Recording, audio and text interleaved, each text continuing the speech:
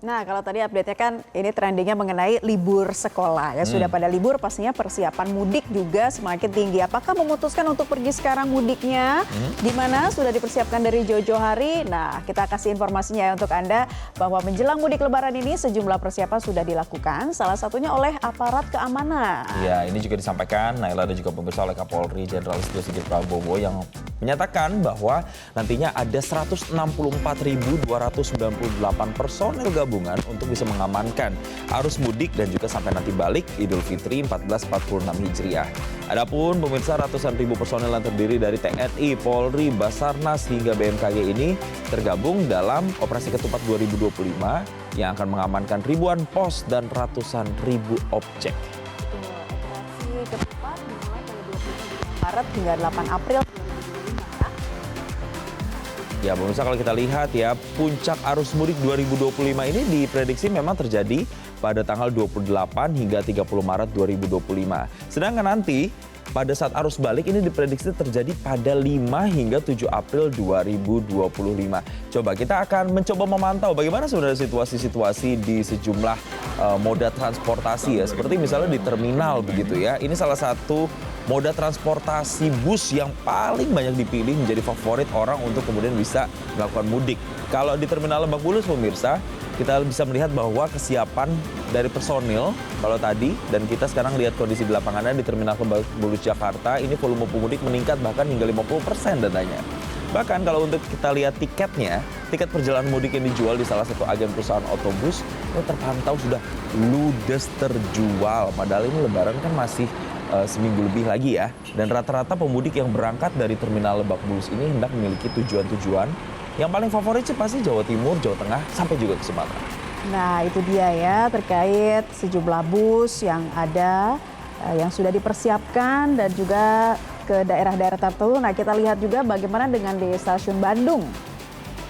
Salah satunya stasiun Kura Condong Bandung, Jawa Barat. Nah, ini sudah dipadati pemudik juga pemirsa, bisa Anda saksikan. Mereka memilih mudik lebih awal karena anak-anaknya sudah libur sekolah ya. Dan menghindari kepadatan penumpang pastinya mereka mengaku hendak berangkat ke Jawa Tengah dan Jawa Timur. Berdasarkan data Humas Daob 2 Bandung, lebih dari 172.000 tiket telah terjual dari 350.000 tiket yang disediakan. Oke, tadi memang sudah ada yang naik bus, ini naik kereta, juga sudah mulai mudik begitu ya. Lalu bagaimana dengan mereka-mereka yang nantinya akan menggunakan transportasi udara atau menggunakan pesawat terbang ya. Kita lihat ini informasinya pemirsa, kami ajak Anda untuk melihat kepadatan di Bandara Sultan Haji Muhammad Sulaiman Sepinggan, Balikpapan, Kalimantan Timur. Di mana pergerakan pesawat disebut mengalami kenaikan hingga 9% atau hampir 3.700 pergerakan selama periode Lebaran 2025. Sementara untuk penumpang diperkirakan ini mencapai lebih dari 400.404 orang. Dan angka ini pemirsa ternyata naik 14% dibandingkan dengan Lebaran tahun 2024. Oke, posko monitoring transportasi angkutan Lebaran juga sudah diaktifkan ya. Dan posko ini akan memantau aktivitas penerbangan hingga arus penumpang. Kalau kita sudah lihat dinamika di lapangan, rupanya ada prediksi menarik nih pemirsa yang disampaikan oleh Wakapolri Komjen Pol Ahmad Doviri soal jumlah pemudik tahun ini. Seperti apa keterangannya kita simak, ini dia yang disampaikannya oleh Wakapolri.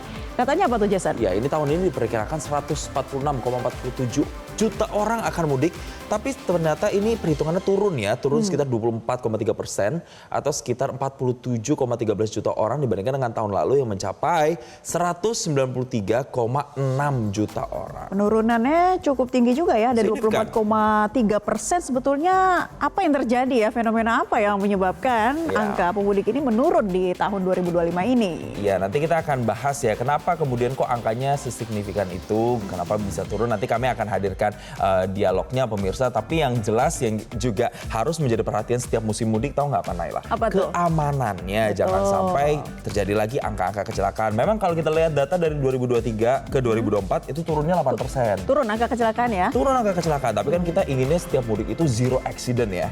Semoga nanti benar-benar ini bisa terimplementasi, masyarakat bisa mudik itu dengan aman dan nyaman. Nah, so yang sudah bagus dijalankan secara maksimal dan lebih baik lagi, sehingga tahun ini juga angka kecelakaan diharapkan bisa semakin menurun begitu ya.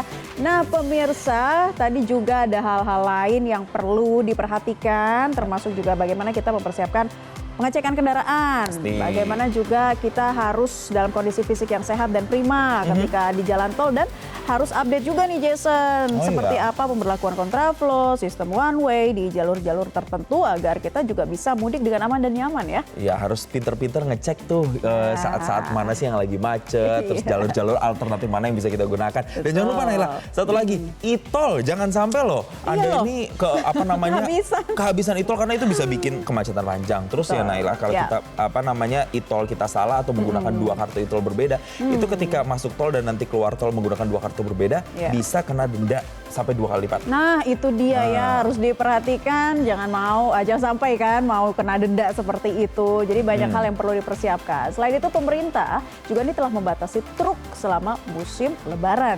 Kebijakan ini berlaku mulai Senin 24 Maret hingga Selasa 8 April 2025 atau 16 hari. Nah ini berkaitan juga dengan Asosiasi Pengusaha Truk Indonesia yang ternyata mengaku keberatan Jason lantaran kebijakan ini dinilai merugikan. Tapi kita simak juga ya pernyataannya dari Aptrindo berikut ini. Dari darat. Kontainer itu kan datang terus dari luar negeri ke sini.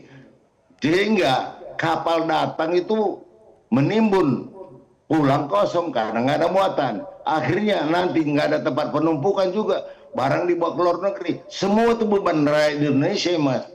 Begitu juga dengan pabrik-pabrik sudah mensikijulkan semua ekspornya. Batal, Mas. Ini kontrak-kontrak luar negeri ini kan berpenalti nih, Mas. Jelajahi cara baru mendapatkan informasi. Download Metro TV Extend sekarang.